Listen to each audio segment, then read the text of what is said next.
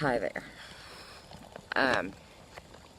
Something that I would like to talk about that keeps coming up. Well, I had a friend ask about it the other day, and then also a lady that I listened to on YouTube. There's been something that, okay, after my dad died, I'm going to tell this story, but I got a message, and then I was trying to figure out something else, and I came down to an answer. And the other day, this woman that I listened to, that I resonate with on practically everything that she ever says, said exactly what I came to. So, it's a little bit of a somber story, but there is hope at the end of it. There is always hope. Okay. So, alright. One of the reasons that I despise religion so much is because the controllers of this realm control not only the life here, but they control the afterlife as well. And so what they have done is they have set up a fear and guilt control system that makes you think that there is this such thing as karma, and you have to go and fix everything, and you have to live, you have to be recycled here over and over and over. Now, prior to my own dad dying, I didn't really know what happened. I didn't have a lot of, I knew that we didn't die. I knew that for sure. I knew that I've lived many, many times because I have always had the same conscious awareness to an extent that I've always had in this body. For as little, you know, for as young as I was, I couldn't necessarily put it into words, but I had the same awareness. And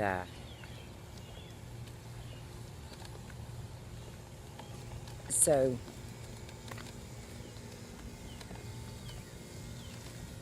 hold on.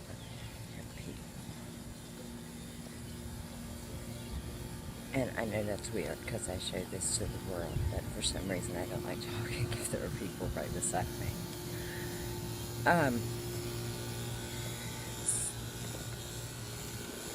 So anyhow, so I knew those things. And so then when my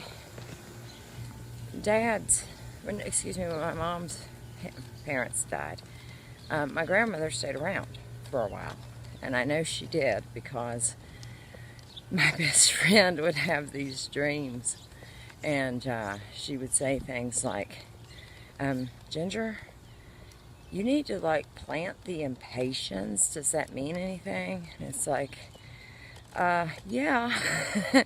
Yeah, those are the kinds of flowers she always had in her front yard. So yeah, okay, I'll plant those. And so anyhow, so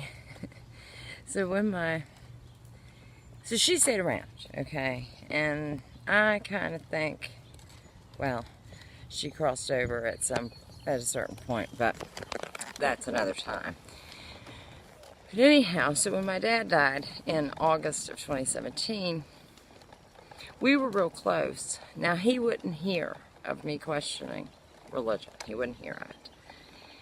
And I told him, you know, I'm telling you, it's not, something's up. I mean, I get these weird messages from my grandma all the time. I mean, you know, but, you know, he wouldn't hear of it. And so, whatever. Okay. Well, I told him this one day, I said, well, when you die, you know, I want you to come back and I want you to tell me. I want you to tell me what happens. He's like, yeah, I will, if I'm allowed to, you know, all that. You know, we were real close. And so, about 2 months after he died, it was probably October, I had this dream. And, I mean, yes, some dreams are dreams, sure, but some of them are real, man. Some of them are just, or they just might as well be. I mean, you know, they might not literally be real, but I don't know. Let's just go on with the story. So, he gives a very detailed account of being accosted by, well, not accosted, just approached by beings that led him through a light tunnel. They had appeared to be my grandparents, but they changed into another form when they got into the building. And they did the life review. They did a life review. And basically, you know, he told him he didn't do his life right and that he had to redo it. And that he wouldn't get to see me again. And, you know, he was hysterical. He was hysterical. Okay? And the place that he met me, I know it was him. He chose that because nobody else would know. Nobody else in the world would know what that place looked like. And so anyhow, then I started research.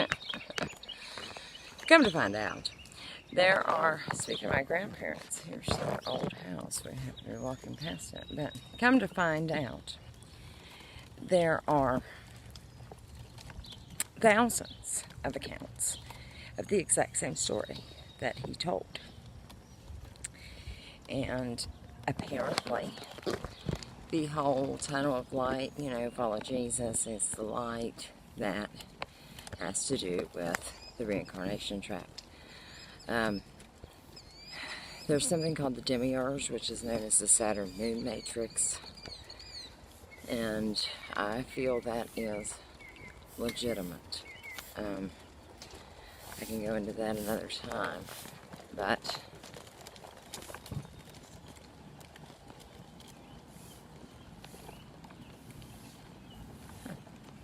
that's my interesting.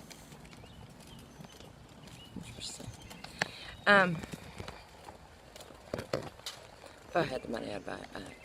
But anyhow, and we'll talk about that later, but it appears that Saturn could have initially been our sun. The rings were installed to shut it down.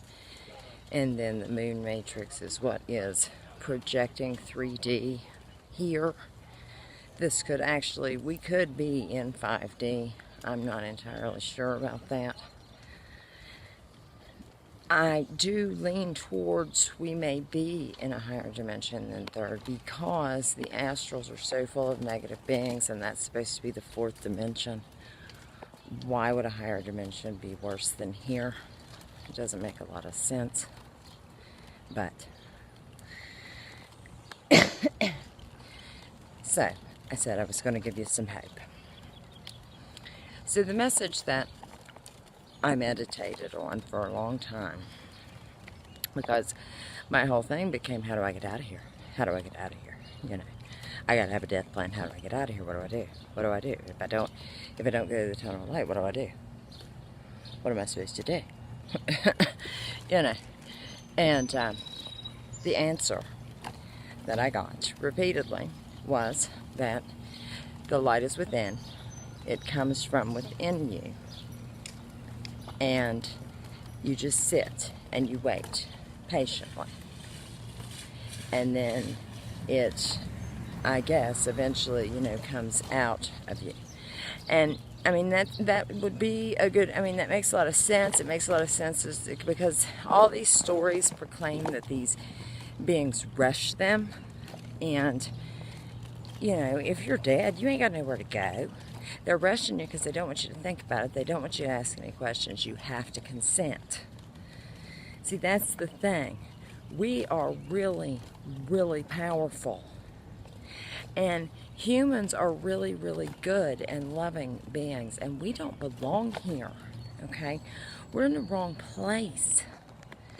And, you know, it's time to get out. And I think it is a collective of us. And if we all wish it, maybe that's how it happens. I don't know. I don't know. I don't know that this many of us have ever woken up before. I don't know. I know they reset us. It may be every single time that, you know, a bunch of us wake up, they just wipe us all out. I don't know. I mean, you know, I'm still working on stuff. I got some intel last week that there may be a machine that turns off telepathy in this world. And that would make a lot of sense, because I do get telepathic messages from people that I'm really, really close to. But it's sporadic, and it's almost like it's breaking through some kind of a spell or some kind of machinery or something. Very strange. But more on that later. So that is why I think there's a reincarnation thing, because